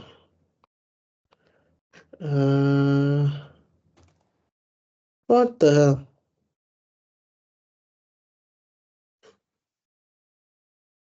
Oh, there we go. I don't see it, bro, but maybe you see something that I don't. Ah, you're funny, dog. Okay. Here it is. But anyway. You don't see it, like, No! yes, man. Okay, to be fair, that's two different things. You gotta find them in the movie. Okay, let me say City of God. No? Ah, they're You not look at showing. that person, you're not seeing in the movie here for some reason. Yeah. When you look up the movie itself, quickly. Okay, just give me a second. Let me do this. Ah, no. Is that the best you can do? That looks a lot better, right? Alright? Now, they're at that age, not with the beard. Yeah, I mean, I do see what you're saying, though. I do see what you're saying, though. I do see it. I just didn't, like, it's just something that didn't occur to me as I was watching it, to be honest with you. Yeah, now he's grown up, he's grown out of it, fine. But at that age, it looked 1-for-1, man. But yeah, anyway. So Timothy Chalamet actually looks like him, not the other way around. Yeah, he's older, yeah. Somebody why this guy changed his hairstyle. But anyway. Yeah, man. I just felt like it was gonna take forever. Okay, give me a second. Right.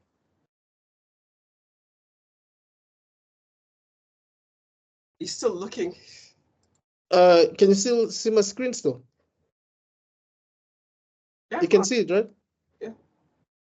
Okay. Are you showing me? What are you showing me? It's not. It's YouTube, man. I wanted to show you the kid. Can you see it? Nah, it's gone white for some reason. Oh, let me do this. No? There we go. Yeah, I can see it now. I just want to see the Chalamet thing you're talking about. Timothy Chalamet thing. Really? From the side, you don't see that at all.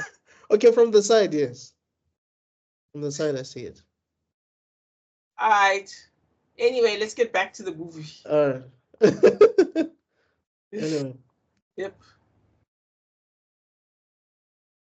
Yeah. Measuring of clothes, delivering of clothes. We get music prepping us for a montage as Tiago actually does it and buys Benny the wardrobe after measuring each other up.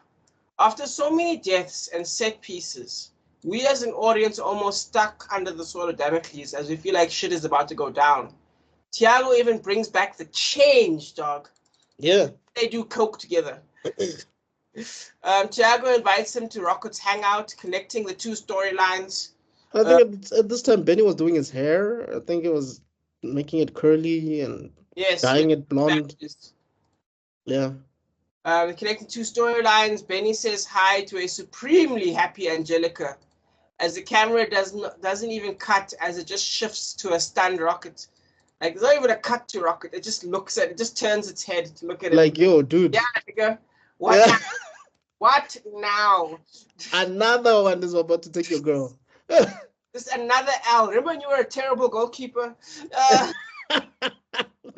Yeah, Rocket is just stuck in a nightmare. You can see it in his face. And the scene just, yeah, it's amazing.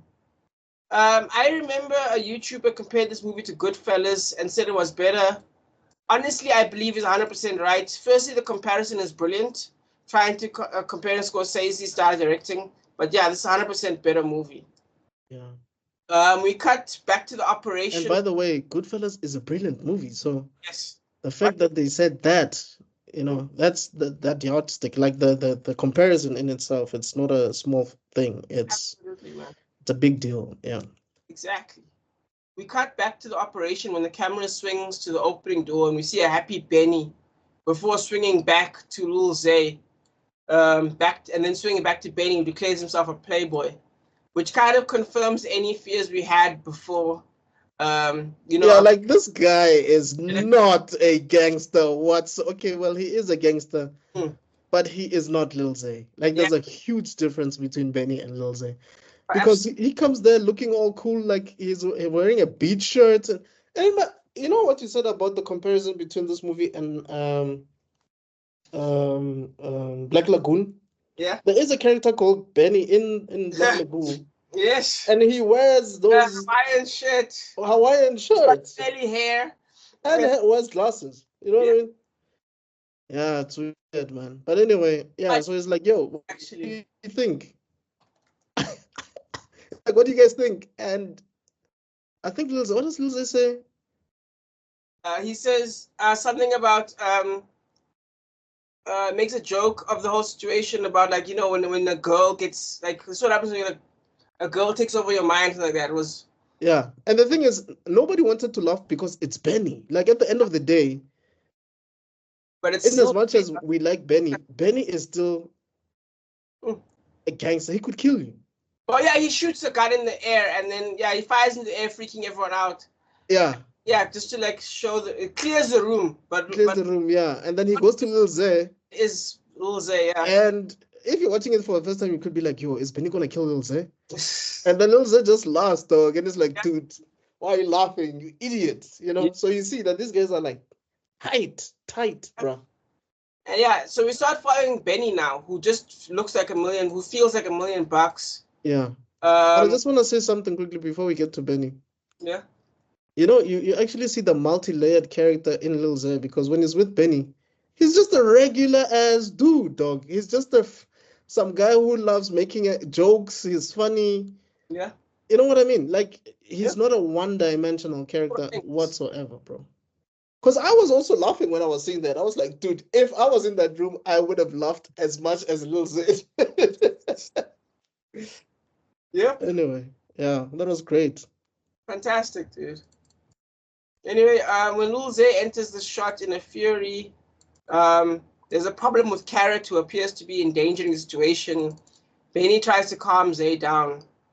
All that was a mini one-er. It's a one-shot. This is the party, which is literally broken by a split screen showing Rocket, who is with Angelica. Rocket tries to ease Angelica's mind, but she isn't afraid of this area, which is crazy when you're thinking about it. You're the policeman's daughter. How are you not afraid of this area? But Angelica's like a wild, free spirit. Yeah. It switches along with the narration to Carrot and Benny. Look, Angelica Man is the textbook girl next door that every guy has a crush on, has a strict father, but she likes her freedom at the same time, which makes her fearless. That's textbook, bro. It switches along with the narration. Before following Rocket and his friends from behind, we are now in two one-ers. So we got a one-er on this end, we got a one-er on this end now. And we're kind of moving back and forth in time as the split screen breaks when that time links together again, and Rocket's friends are pushed out by Lil Zay. Ending with Carrot and Lil Zay. And it turns out and then in their conversation, we discovered that Little Runts are connected to Carrot, who are ruining things in the ghetto because the Little Runts don't give a shit about anything. And Lil Zay won't have any issues with his hold to power. You know, I feel like we skipped a very important scene. I don't know if it happened yet, but these Lil Runs as characters. Hasn't happened yet. Yeah? Oh, okay. All right. Okay. You've only seen the Little Runts once. We see them a second time when this nigga loses his job, and then it goes from there to that. Yeah. Well, I was not talking about that part. I was referring to the weed part. All right. Okay. No, that's the first time we meet the Little Runs. Yes. Did we skip that part? No. Remember, we talked about it. We didn't talk specifically about the weed, but the little kids ruining the kiss. We talked about. Yeah. And he was cool to them. So, you know, it's so weird how a random act of kindness can actually save you in the long run. But we'll talk about it. Yeah. Well, I mean, it screws him over, if you remember correctly. But we'll see next year. Well, it does screw him over, but at the same time, if you really think about the end, like, it saves him in the long run, but we'll get there. As Lil Zay confronts Carrot, we cut to Benny who's actually with Diego, who points out Rocket and the others. Benny waves and they connect as friends. And quickly, Benny separates Angelica to dance with her. Rocket is in denial about the situation, but they are bumped by someone running. Benny runs too, but it turns out it's leading to a conversation between Benny and Lil Zay and Carrot. Benny is playing middleman as the pair get heated. Carrot dismisses everything Lil Zay is saying while Lil Zay is trying to stay on business. Yeah, because what isn't he saying? Yeah, you're acting like a kid. Bah, bah.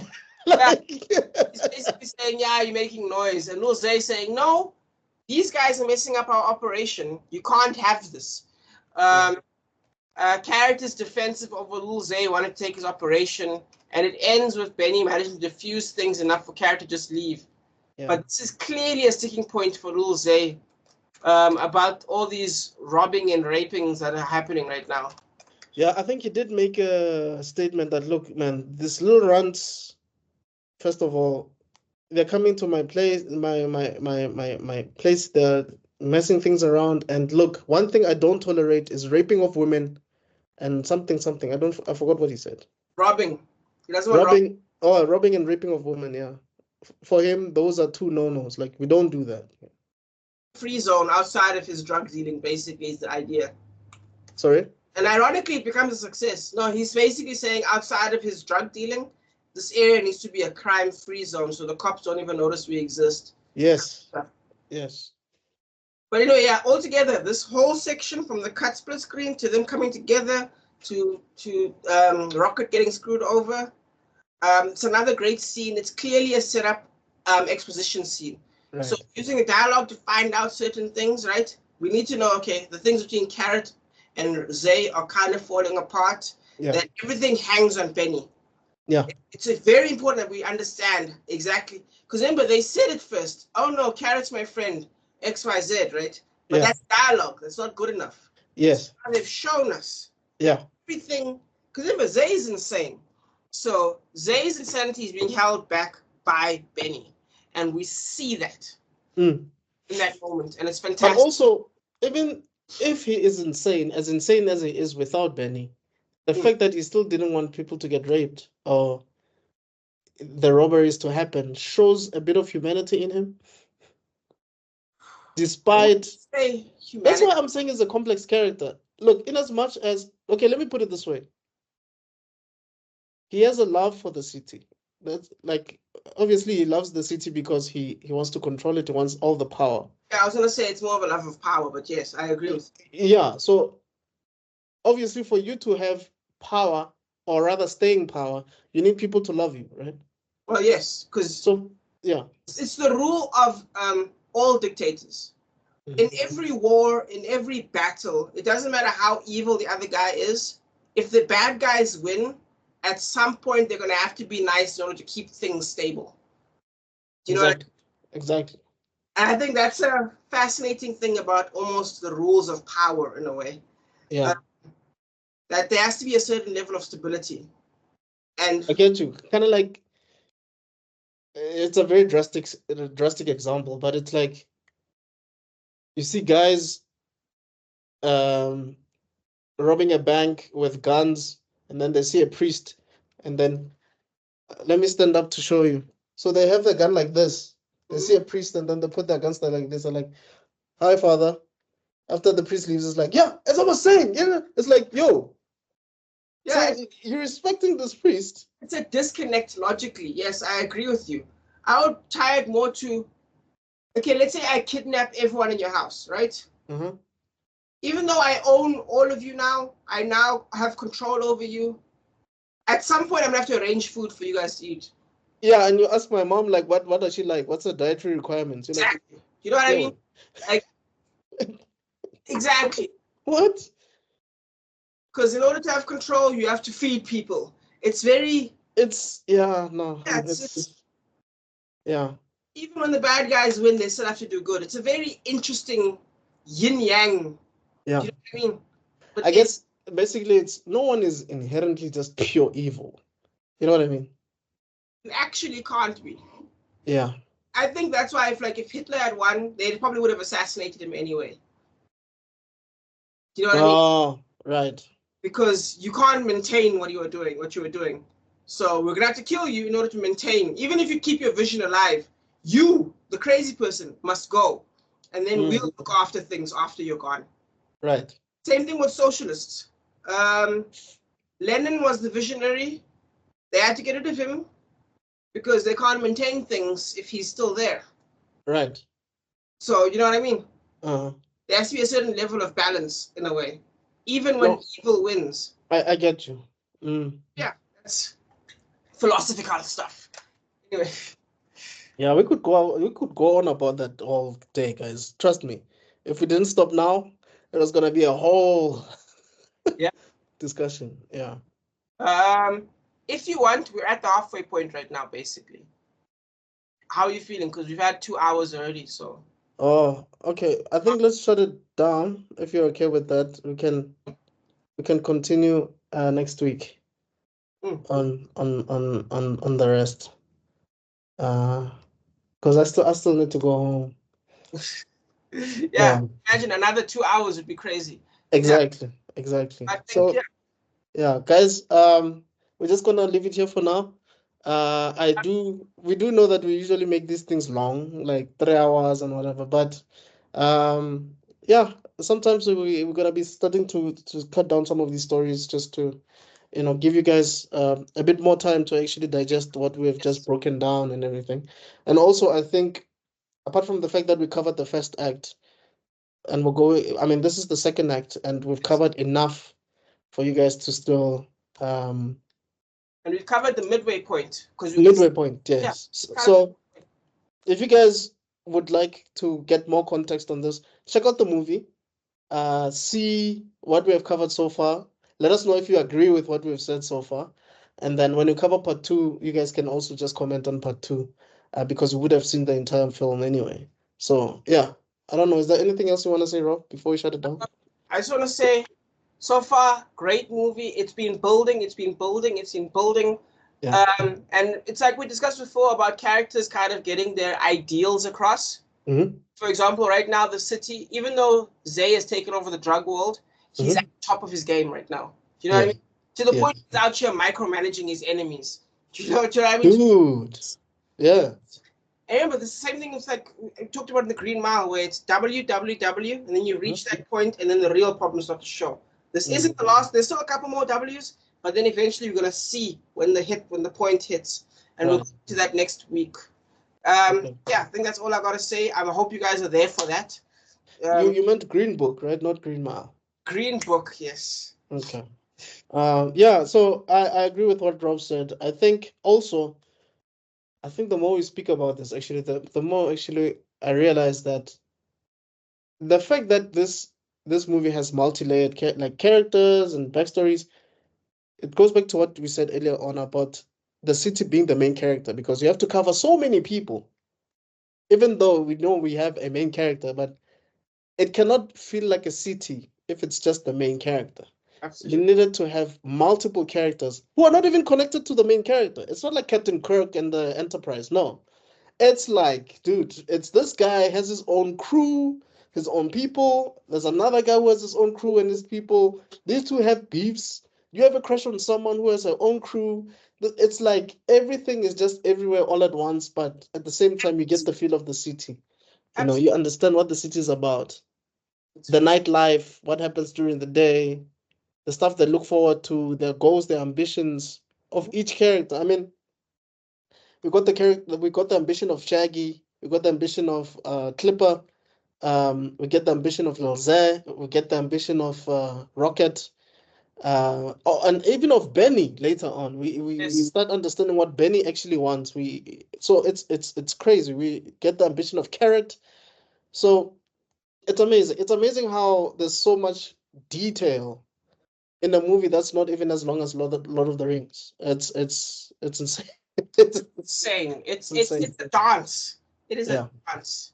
Whereas Lord of the Rings is a beautiful march, this is a dance. Yes. It is fantastic. Yeah. All right, guys, thank you so much for checking us out. Let us know what you think about this movie, and we will definitely see you guys on the next one. Don't forget to check out Jin's War, check out Heist, check out his channel, actually. What else? Yeah, don't forget to like and subscribe on this channel and his channel. All right. All right. So guys, thank you so much. We'll see you on the next one. Cheers. Cheers.